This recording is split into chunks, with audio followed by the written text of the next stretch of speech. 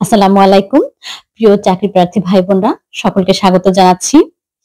আপনারা অনেকেই আমাকে অনুরোধ করেন একসময় যে আপু নিবন্ধনের একটা গাইডলাইন দেন। অনেকে আপনারা রিকোয়েস্ট করেন আপু প্রাইমারিতে কিভাবে গণিত করব, প্রাইমারিতে কিভাবে জ্ঞান পড়বো, কিভাবে ইংরেজি পড়বো, এগুলো নিয়ে একটা গাইডলাইন দেন।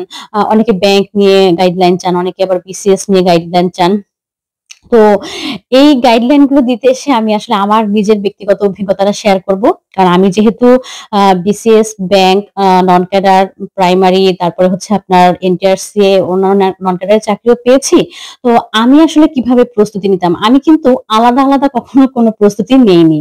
ঠিক আছে? আমার প্রস্তুতিটা কিন্তু ছিল বেসিকলি বিসিএস এর প্রস্তুতি এবং সেই বিসিএস এর প্রস্তুতিটাই কিন্তু আমাকে ব্যাংক থেকে শুরু করে একেবারে non cadre, primary, NTRC, high school সব জায়গায় চাকরি পেতে সহায়তা করেছে।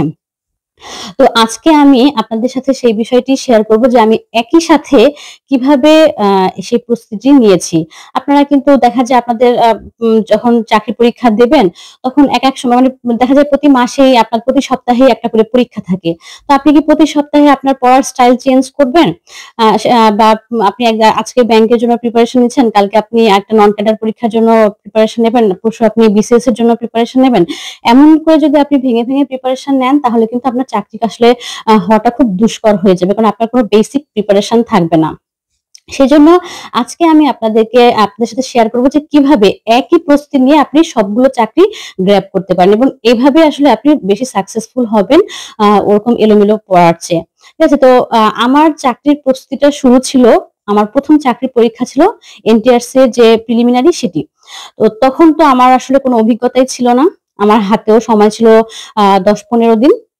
তখন আমি যেটা করেছিলাম আমি শুধুমাত্র জব সলিউশন এর কোয়েশ্চেন গুলা জাস্ট মানে কোন রকম স্কিম করেছিলাম। স্কিম করেছিলাম যে কি ধরনের প্রশ্ন আসে। ওই সময় ওই স্কিমটা করে আমি কিন্তু মোটামুটি ওখানে তো সব ধরনের পরীক্ষারই গাইডলাইন থাকে সেগুলো আমি দেখে ফেলেছিলাম। তো আল্টিমেটলি কিন্তু এনটিআরসি তে আমি টিকেছিলাম। হ্যাঁ? টেকার পরে পরবর্তীতে হচ্ছে আমার বিসিএস এর বিসিএস এ এপ্লাই করি। বিসিএস এর পরীক্ষা ছিল। তো তার আগে আবার আমার মাস্টার্স ছিল যে কারণে আমি দীর্ঘদিন পড়াশোনা করতে পারিনি। আমি যখন আর আমি হলো ডিপার্টমেন্ট নিয়ে কিন্তু খুব বেশি সিরিয়াস ছিলাম। আর এই চাকরির বাজারে আমার আসলে অভিজ্ঞতা ছিল একেবারেই 0 বা প্রিপারেশন অনেকেই দেখা যায় ফার্স্ট ইয়ার, সেকেন্ড ইয়ার থেকে আমার অনেক বন্ধুরা আছেন যারা ফার্স্ট ইয়ার, সেকেন্ড ইয়ার থেকেই প্রিপারেশন নিচ্ছিলেন। তো দেখা গেছে তাদের থেকে তো কিন্তু আমি অনেক পিছিয়ে আছি। তো যখন আমি বিসিএস এর প্রস্তুতিটা শুরু করলাম, আমি তো বলেছিলাম যে আমি আমার প্রিলিমিনারির আগে মাত্র ২ মাস সময় পেয়েছিলাম।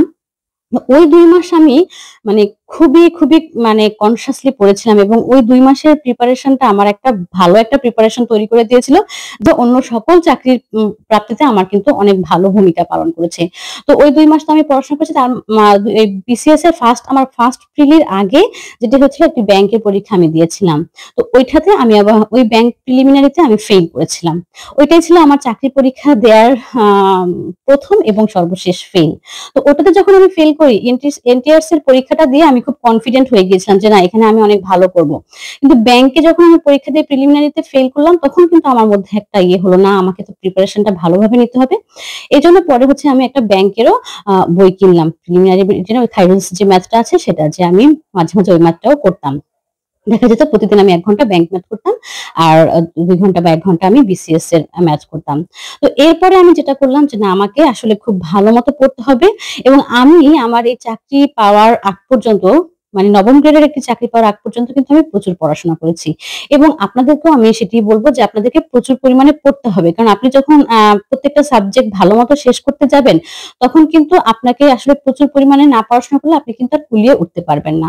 তো আমি যেটা করলাম আমি মানে বিসিএস সহ অন্যান্য সব বিসিএস আপনার অন্যান্য নন ক্যাডার এরপরে হচ্ছে প্রাইমারি, হাই স্কুল তারপরে আপনার এই নিবন্ধন এগুলোর প্রিপারেশনটা হচ্ছে তো একই ধাঁচের। এটা হলো একটা আর ব্যাংকের জন্য শুধুমাত্র আমি হচ্ছে ম্যাথটা শুধু ব্যাংকের জন্য এক্সট্রা করেছি। তো দেখা গেল আমি কিন্তু সবগুলোতেই পরে একটার পর একটা করে টিকছিলাম এবং আমি কিন্তু আল্টিমেটলি ৯ টি সরকারি চাকরি পেয়েছি ব্যাংক সহ।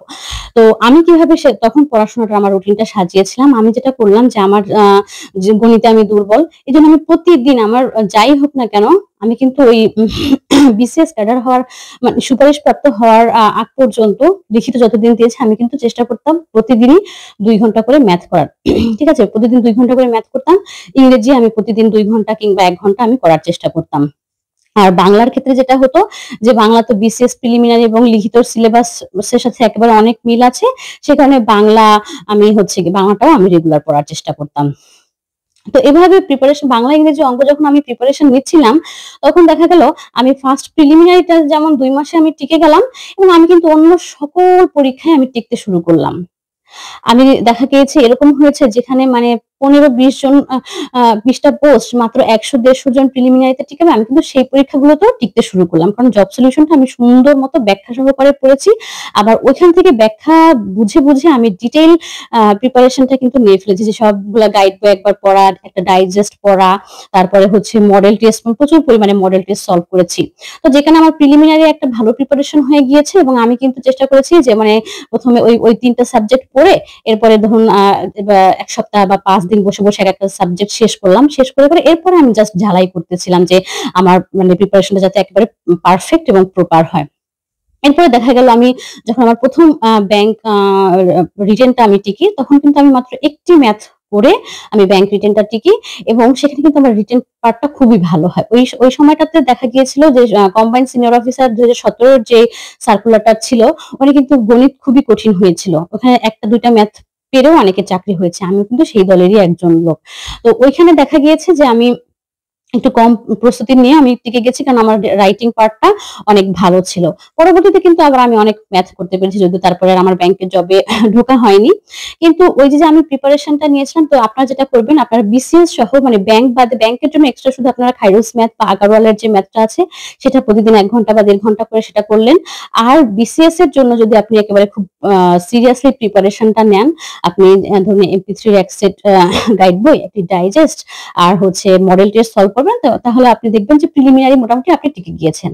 এরপর লিখিতর জন্য যে সিলেবাসটা আছে, সিলেবাসটা ফলো করে আপনারা সিলেবাসটা কমপ্লিট করবেন। ওই লিখিতর জন্য আপনারা যে রাইটিং পার্টটা আপনারা শেষ করবেন, সেটাই কিন্তু আপনার অন্যান্য চাকরির ক্ষেত্রে হেল্প করবে। একেবারে বাংলাদেশ ব্যাংকের এডি থেকে শুরু করে সব রিটেন পার্টটা কিন্তু ওই বিসিএস এর প্রিপারেশনটা নিলেই আপনাকে কভার করে দেবে।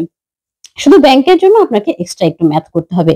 তো এভাবে হচ্ছে আপনারা বুঝে আপনারা যেটা করবেন, প্রথমত আপনারা প্রত্যেকটা পরীক্ষা মানে বিশেষ করে বিসিএস এবং ব্যাংক, আপনার সিলেবাসটা ব্যাংক প্রাইমারি স্কুল যেটা সেন্টিআরসি আছে সবগুলোর সিলেবাসটা কি ধরনের প্রশ্ন হয়, সিলেবাসটা এবং প্রশ্ন প্যাটার্নটা আগে এনালাইসিস করবেন। দেখবেন যে মোটামুটি আপনার কিন্তু ওই একই ধাঁচের প্রশ্ন হয় এবং এজন্য আপনারা ওই বিসিএসটাকে যদি ফোকাস করে প্রিপারেশনটা নেন, আলটিমেটলি দেখবেন যে আপনি বিসিএস ক্যাডারও হচ্ছেন, আপনি ব্যাংকারও হচ্ছেন, আবার আপনি অন্যান্য জায়গায়ও চাকরি পাচ্ছেন। যেমন আমার কিন্তু ১ম এনটিআরসি এর ইয়েটা ছিল, কিন্তু ভাইবা হতে ওটা আমার দেখা গিয়েছে যে বিসিএস এর সময় হয়ে গিয়েছে। তো আমার কিন্তু ১ম চাকরি পেয়েছি যেটা আমি, সেটা হচ্ছে প্রাথমিক বিদ্যালয়ের সহকারী শিক্ষক। আমি কিন্তু সেটাতে জয়েন করিনি। কারণ ইতোমধ্যেই হচ্ছে আমাদের আবার বিসিএস এর রেজাল্ট হয়ে গেল। বিসিএস এর রেজাল্ট হয়ে যাওয়ার পরে তো আর সেখানে জয়েন করার কোনো অবকাশ ছিল না। তো একটার পর একটা দেখা গেল আমার কিন্তু এরপরে চাকরির সুখবর আসতেই থাকলো। কারণ আমি কিন্তু পড়াশোনাটা করেছি। আর পড়াশোনাটা করলে হবে কি, যে আপনার রুটিন করা বলেন, আপনার হচ্ছে কোনটা কিভাবে পড়বো বলেন, এটা কারো কাছ থেকে গাইডলাইনও নিতে হবে না। তখন আপনি নিজেই অটোমেটিকলি সবকিছু নিজেই তৈরি করে ফেলতে পারবেন। তো আপনারা আপনাদের নিজেদের স্টাইলটাকে ফলো করেন। পরীক্ষার প্রশ্ন এবং সিলেবাস সলভ করে একটা স্ট্যান্ডার্ড প্রিপারেশন এমন ভাবে নেন যেটাতে আপনি সব পরীক্ষায় টিকবেন।